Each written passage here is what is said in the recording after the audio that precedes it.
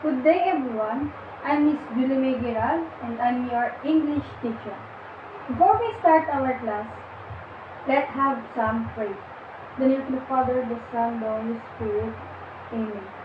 Our Father, guide us our class and will the student enjoy in our class and protect for all viruses and to protect our health. Amen. In the name of the Father, the Son, and the Holy Spirit. Amen. Before we start our class, do you see your surroundings? Before you sit, put out all your mess. Okay. Please be seated. Now, secretary, who is the absent for today? Okay, very good.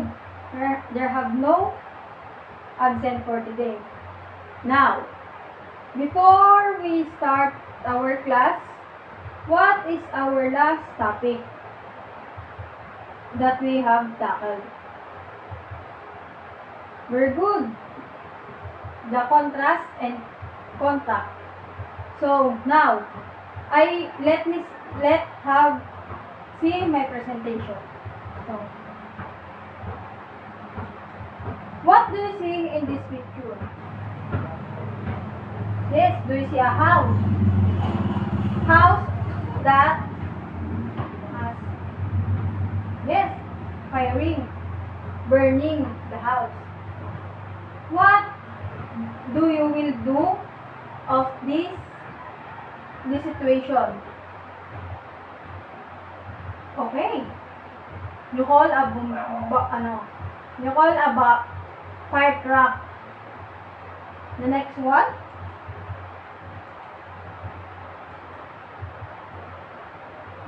The boy fall down on the tree. What the situation do you see? And what solution that we see in this picture? Okay, very good. You call her mom and go to the clinic to check her if she is okay. Okay, next.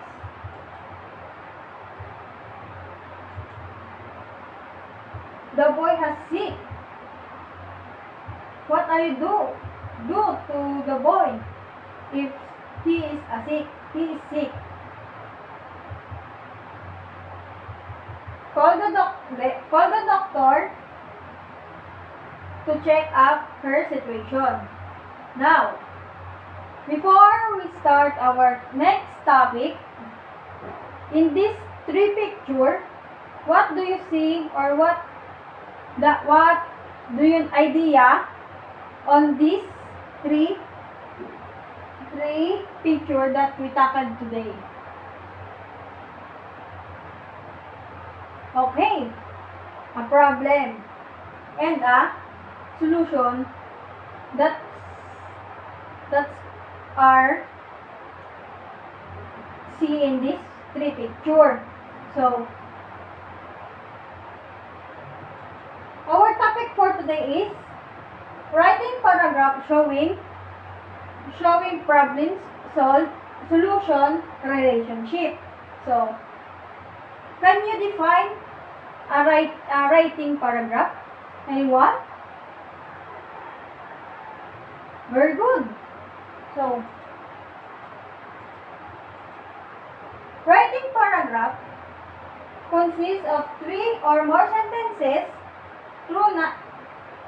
not required by the syntax of any language. Paragraphs are usually an expected part of formal writing and used to organize longer prose. So, in writing paragraph,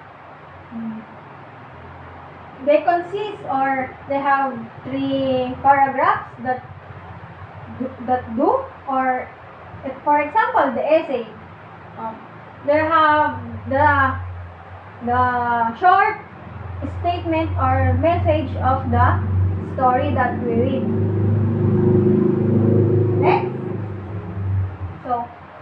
define a problem? Anyone?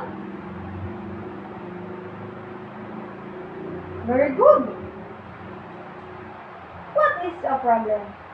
So, problem is a task or situation which causes difficulties due to untoward incidents. It is matter which is difficult to solve or settle. So, the problem is the difficulties, like for example, the boy has a sprain or injury. That is a problem. So, next, can you define the solution? Okay, very good. So, solution is a task that means of solving problems or dealing with the difficult situation. In a solution, for example, you write a paragraph, there have one problem, and after that, before ending of the story, there have a solution on her or his problem. That's called the relationship of a problem and solution. So, example of writing paragraph in form of showing the problem solution relationship. Before the example, there have 4 parts that we need to consider when writing problem solution text. First, situation. So, what is situation? In writing problem solution text, the solution is background information to the problem. Next, problem. So, indicate some factors in the situation which causes a problem or difficulties. So, the information that we need to understand in a writing a paragraph. So, next, solution. Recommends one or more ways to solve the problem. So, solution. They have more solutions in one problem.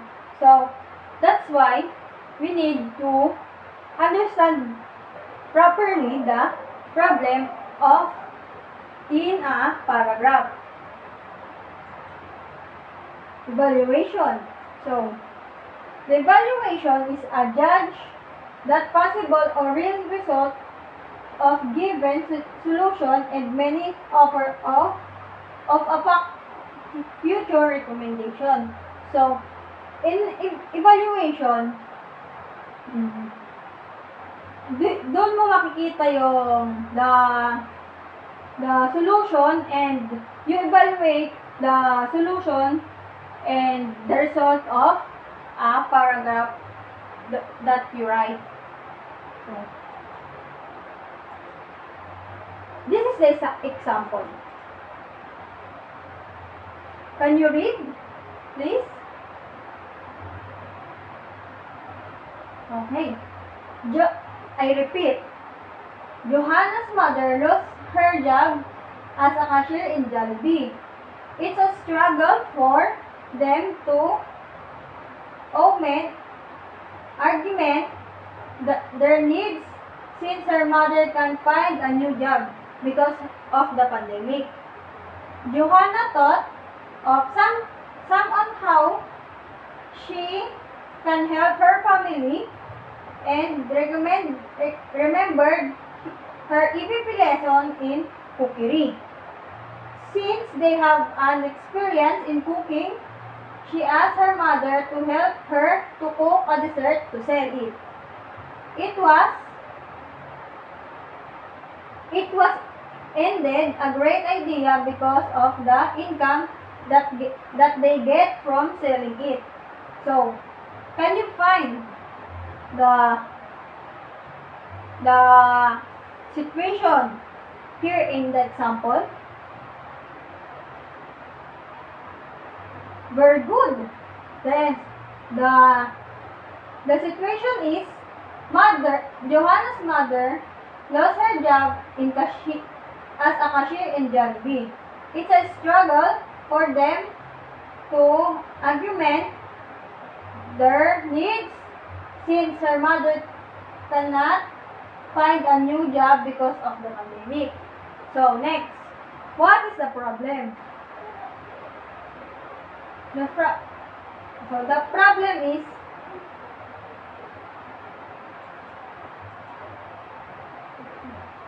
problem is that Johanna has they have learned in EPP subject in cookery. That's why she have an experience.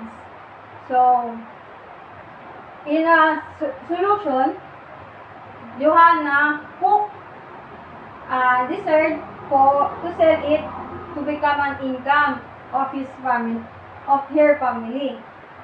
And the evaluation, if we got a money or for selling the dessert product, she can earn a money and she can help to her family. Next. Okay, class, do you understand our discussion? So, before we do our activity, individual activity, I will group you into two and do it this is the instruction. Okay. Your direction in this activity, I have this box that has a folded in paper. So I have box here.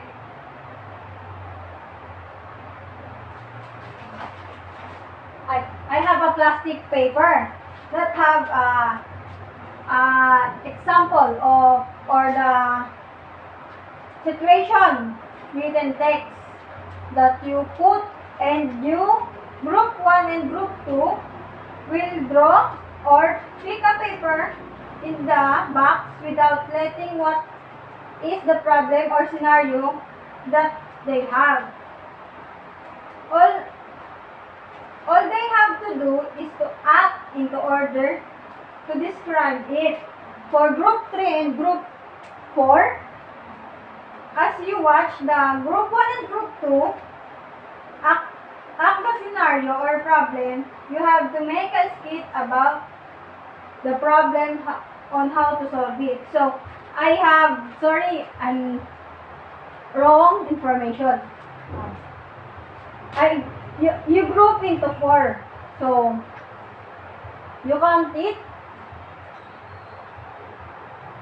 Okay. You're done on counting? Go to your respective groups. Okay. Now, can you read again this direction? And now, you proceed it in silently. I will give you 5 minutes to do this.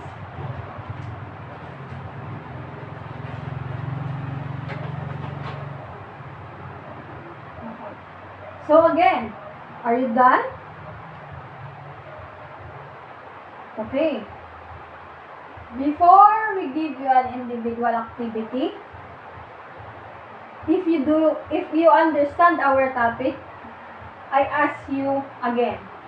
So, anyone to answer this question that I said? Okay. This is the question. What is writing paragraph? Very good. So, again, writing paragraph is two or more sentences that can construct a paragraph. So, number 2, second na at magsasagot. Okay. So, this is the question. What is a problem and what is a solution? Okay, very good. Now, I call two students and you give the four types or procedures on showing the problem and solution text that considered in writing a paragraph. So, very good. You have a situation, problem, solution, and evaluation. The problem, the situation is the background information of the problem. The problem is difficulties to solve. Solution can solving the problem using some other sentence or other solution. And lastly, the evaluation. You evaluate the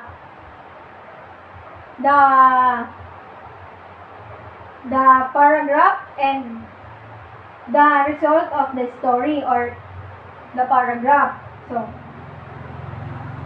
now, in your activity, individual activity, write it in one whole sheet of paper. Bring out.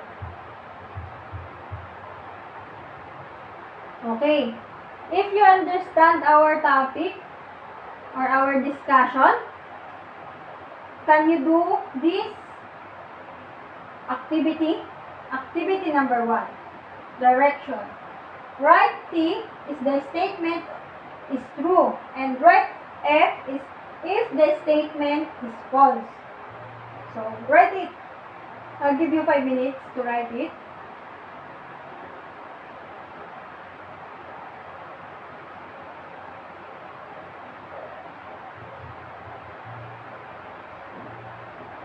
There have activity number 2. Don't answer it.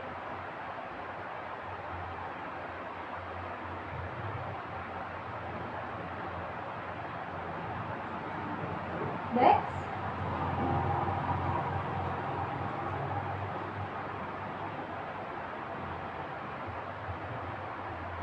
Activity number 2. Direction. Identify whether the following sentences is if, situational, problem, solution, or evaluation. So in this activity 2, there are five sentences that construct a situation, problem, solution, and evaluation. I'll give you 5 minutes again to answer it, and you will pass it in front later if you are done.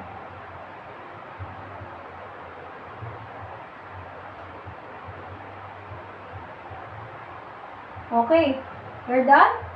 Please pass forward. Now, do you understand our topic? Okay, that's right. So, again, writing paragraph showing the problem-solution relationship is very important because if there have no problem, you cannot construct a solution. That can you see the paragraph on the story, the true or the problem that can use or do in a story. So, before we end our class, bring out your notebook and write your assignment.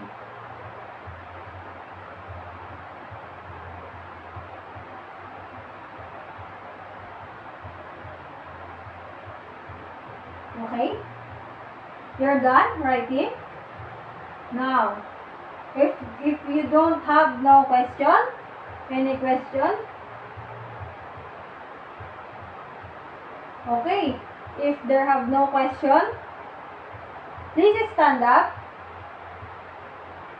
Goodbye class and see you next meeting.